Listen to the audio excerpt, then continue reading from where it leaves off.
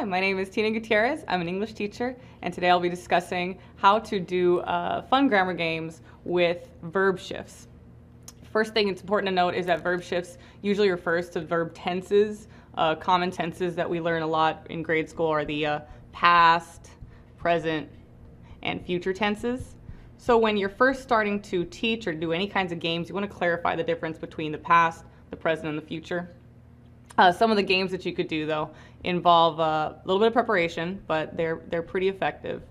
First, you want to start working with some photos. Photos are very visual, so if you have any visual learners, especially or kinesthetic learners, they like to be hands-on, show them photos from different eras.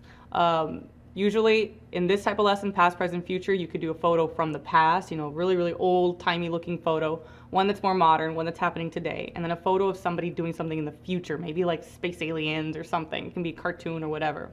And on the back of these photos, have the students write sentences in each tense. Usually want to put them into groups so that way they can all discuss a good sentence to come up with for the past photo, a good funny sentence for the present photo, and one for the future. That's something that you can decide on your own, whether you want them to do all three of them, give them all three note cards, or if you want to separate them into groups, that's up to you. The second thing is to make simple note cards that just have the prompts already started for them. This usually is a good way to start because they naturally know how to do tenses once they hear the first part of it.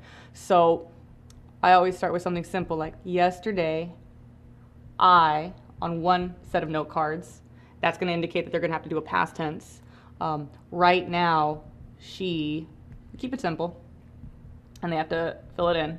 And then obviously for the future, tomorrow, we, and then have them fill it in. Have them share their sentences with each other. If you want to encourage them to make them as funny as they want, they can. Otherwise, they can just do them straightforward. Yesterday, I walked in the park. Right now, she learns or she reads a book. Clarify also, a lot of times the kids will say, is reading. Clarify that that's a different tense, that's progressive. Stick with the simple first, and then build up from there. Same thing for the tomorrow prompts.